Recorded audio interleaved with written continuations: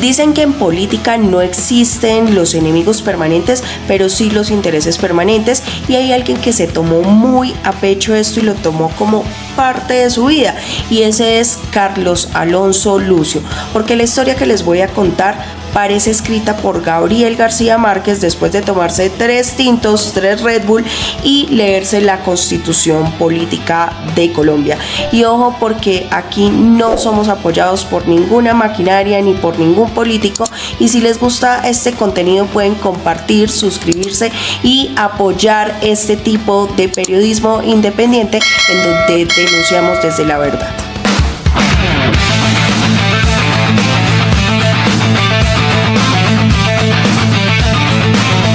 Imagínense por un momento a un hombre que comienza su vida empuñando las banderas de una guerrilla urbana de izquierda, después llega al Congreso de la República, más tarde se convierte en uno de los principales defensores de un presidente investigado por el mayor escándalo de financiación del narcotráfico en una campaña presidencial, y luego termina condenado por la Corte Suprema de Justicia. Luego huye del país, años después reaparece convertido al cristianismo y posteriormente asesora políticamente a los máximos comandantes de las Autodefensas Unidas de Colombia durante los diálogos de Santa Fe de Ralito.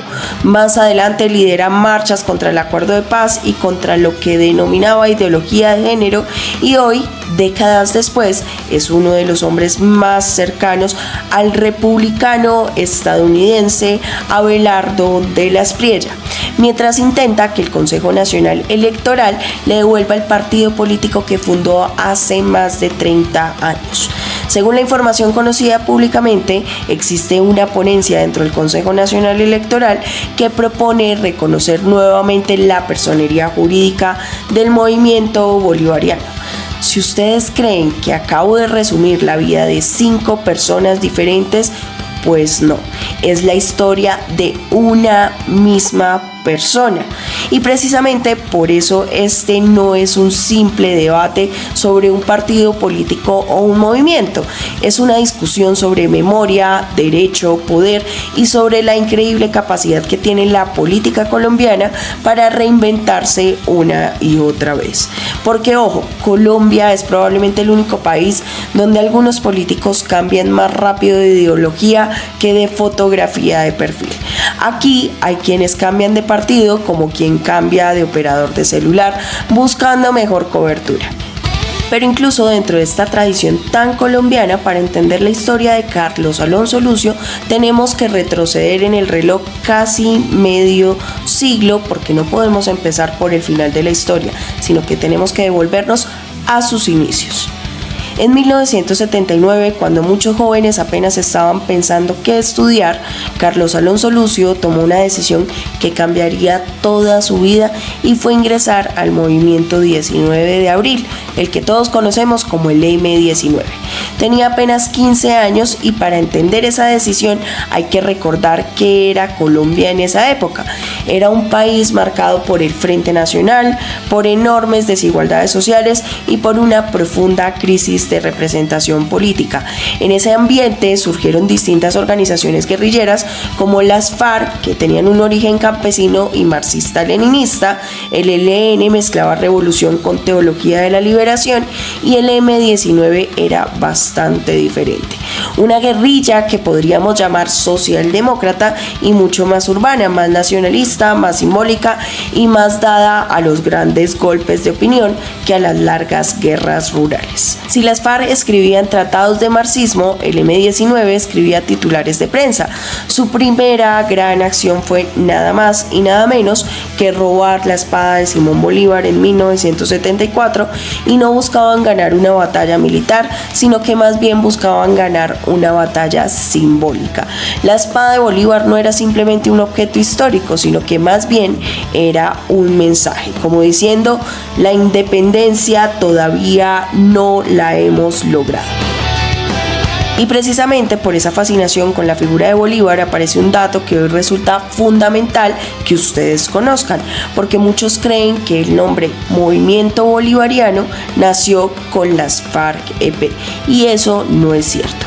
Las FARC crearían su movimiento bolivariano por la Nueva Colombia hasta el año 2000, durante los diálogos del Caguán, pero 10 años antes, cuando el M-19 firmó la paz con el gobierno de Virgilio Barco, el 9 de marzo de 1990, Carlos Alonso Lucio ya había fundado su propio movimiento bolivariano, completamente distinto, nacido de la desmovilización del M-19 y concebido como un proyecto político legal.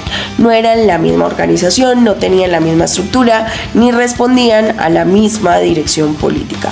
Y ojo, porque aquí comienza la primera gran ironía de esta historia, porque ese nombre, Movimiento Bolivariano, hoy parece casi una paradoja, no solamente porque su fundador terminaría ocupando posiciones ideológicas muy distintas a las que defendía en su juventud, sino porque curiosamente casi todo el mundo habla de Bolívar, pero muy pocos parecen haberlo leído.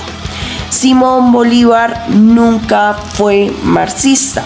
Tampoco fue liberal en el sentido moderno, mucho menos un líder religioso. Era un republicano que creía en la unidad latinoamericana, en la educación pública, en la moral administrativa y en la construcción de un Estado fuerte capaz de evitar que las nuevas repúblicas terminaran fragmentadas por los caudillos.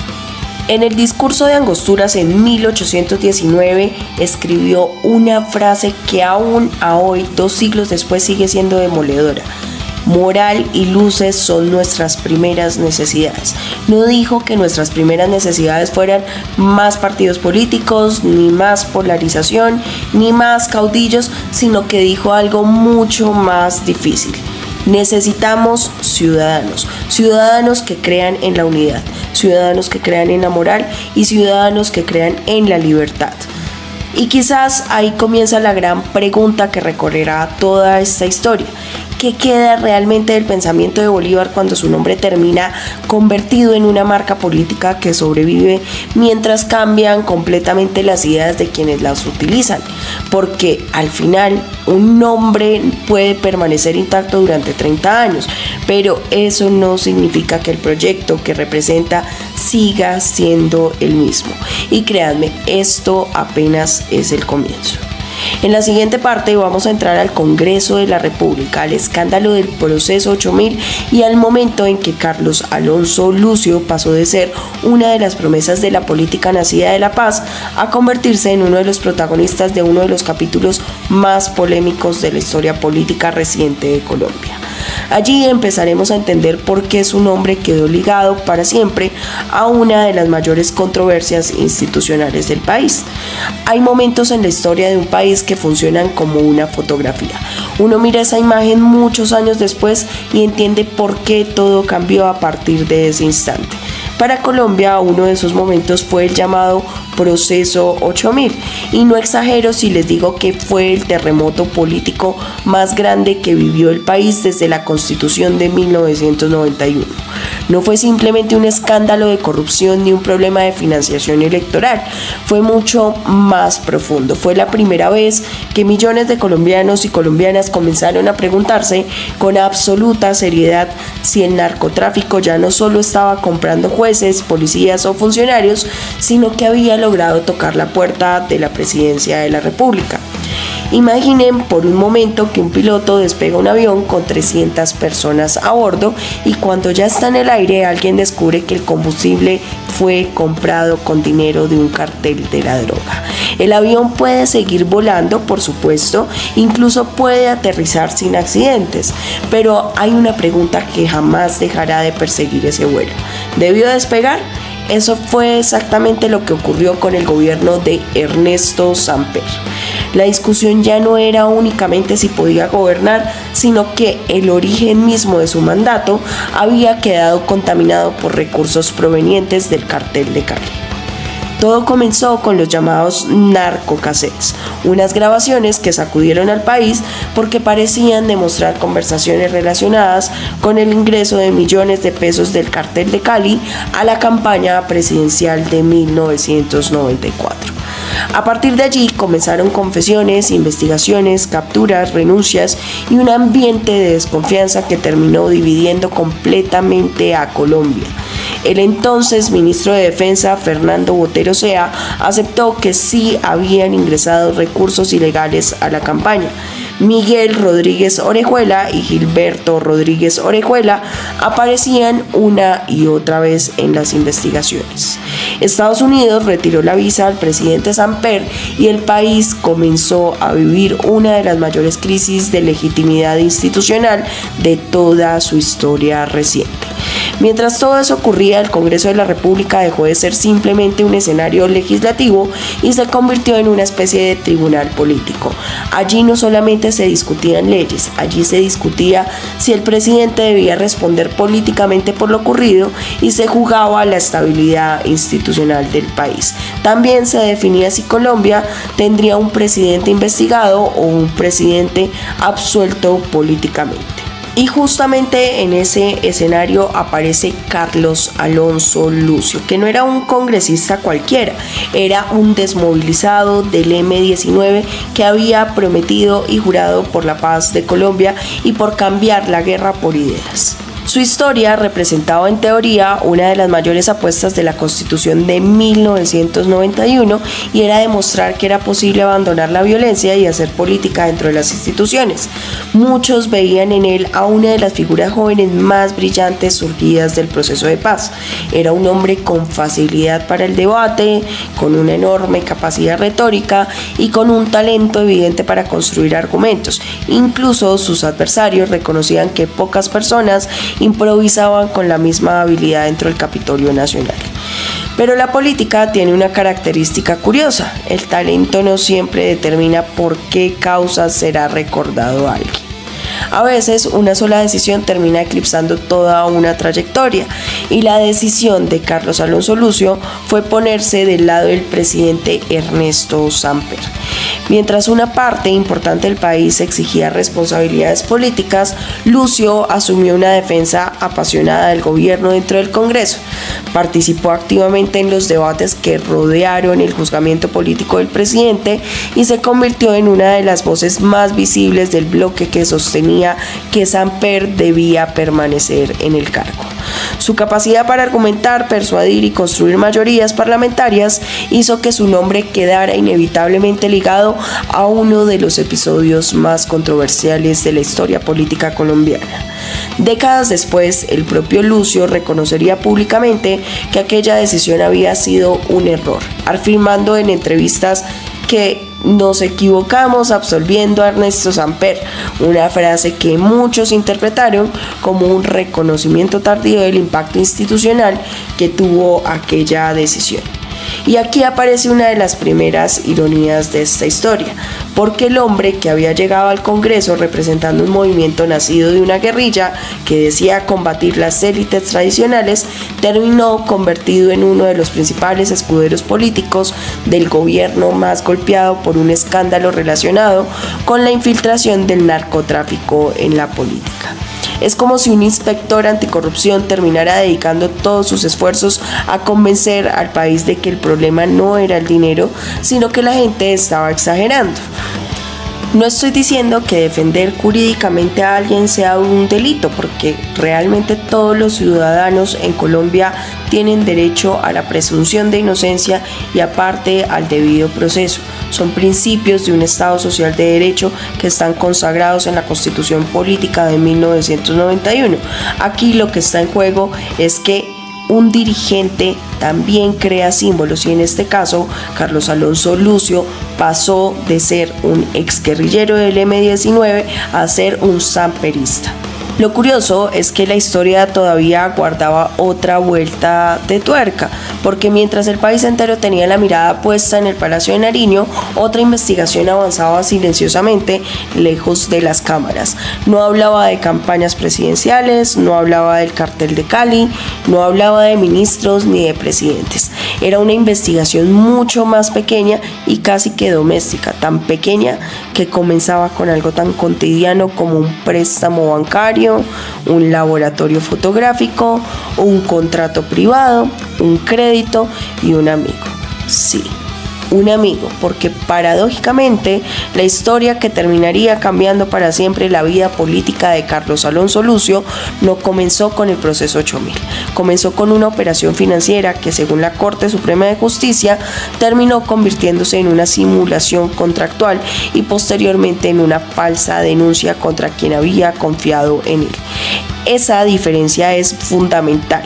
Muchísimas personas mezclan ambos episodios y creen que la condena penal de Lucio tuvo relación con el proceso 8000 y no fue así. Son procesos completamente distintos, con hechos distintos, pruebas distintas y decisiones bien diferentes. Y esa precisión jurídica no es un detalle menor, es literalmente el corazón del debate que hoy enfrenta el Consejo Nacional Electoral con numerosos constitucionalistas, porque la pregunta que hoy divide al país ya no es si Carlos Alonso Lucio defendió o no a Ernesto Samper. La verdadera pregunta es si puede una condena penal por un delito común impuesta por la Corte Suprema de Justicia y que quedó ejecutoriada hace más de 2 décadas convertirse hoy en el fundamento para que un órgano administrativo como el Consejo Nacional Electoral devuelva una personería jurídica y con ella acceso a financiación pública, avales electorales y representación política. Y créanme, si hasta aquí la historia parecía una montaña rusa, lo que viene ahora no es una montaña rusa. Es una de esas carreteras colombianas donde cada curva es más inesperada que la anterior. Y aquí aparece una de esas ironías que solo parecen posibles en la política colombiana. Bolívar soñó con un poder moral, una institución que vigilara la ética pública y la honestidad de los gobernantes. Carlos Alonso Lucio, quien bautizó su partido con el apellido político de Libertador, terminó condenado precisamente por utilizar el aparato judicial contra una persona inocente, según estableció la Corte Suprema de Justicia. La metáfora es inevitable porque es como inaugurar una biblioteca y empezar quemando los libros. Lo llamativo aquí no es que Carlos Alonso Lucio haya cambiado, realmente es la magnitud de este cambio, porque pasa de estar en una guerrilla de izquierda que decía promover los derechos de las comunidades y de los ciudadanos, aparte de tener un pensamiento bolivariano, a hacer parte de la derecha colombiana y a apoyar en los diálogos del gobierno de Álvaro Uribe Vélez con las Autodefensas Unidas de Colombia, específicamente en Santa Fe de Ralito, y desde allí él crea vínculos con paramilitares y aparte de esto construye narrativas y demás para el proceso de justicia y paz. Lo paradójico es que al final Lucio no terminó representando fielmente el pensamiento de Simón Bolívar. Bolívar defendía la integración latinoamericana, la educación pública, la igualdad ante la ley, desconfiaba de los privilegios, combatía la corrupción y sostenía que moral y luces son nuestras primeras necesidades. Quizás por eso resulta tan llamativo que su nombre siga siendo utilizado como una marca política por proyectos que poco se parecen entre sí. Y tal vez esa sea la mayor enseñanza de toda esta historia, porque el verdadero debate nunca ha sido si Carlos Alonso Lucio tiene derecho a participar en política. Como cualquier ciudadano que cumpla los requisitos legales, puede hacerlo.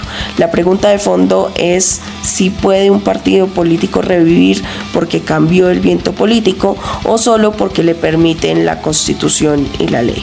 Porque los partidos no son recuerdos familiares que uno desempolva cuando vuelve a necesitarlos. Tampoco son una cuenta olvidada que se reactiva con una contraseña. Son instituciones de la democracia. Reciben recursos públicos, entregan avales, representan ciudadanos y hacen parte de las reglas del juego. Y quizás acá ya la pregunta no sea si el Consejo Nacional Electoral pueda o no darle vida nuevamente a un movimiento político o a un partido político. La pregunta acá es ¿por qué utilizar el nombre de Bolívar sin tener en cuenta realmente los principios que seguía el Libertador? Porque ser bolivariano no es utilizar la espada de Bolívar como un logo, ni tampoco registrar un partido, un movimiento con su nombre, ni mucho menos utilizar franquicias en nombre del Libertador. Ser bolivariano es ser coherente y consecuente con la lucha bolivariana, con la lucha por la gente, anteponiendo los intereses colectivos sobre los individuales. Por eso Carlos Alonso Lucio no debería usar el nombre de Bolívar en vano. Aquí no tenemos maquinarias, aquí no tenemos grandes patrocinadores, y si les gustó este contenido, compartan, comenten, suscríbanse por aquí y sigan apoyando el periodismo independiente. Por ahí les dejo.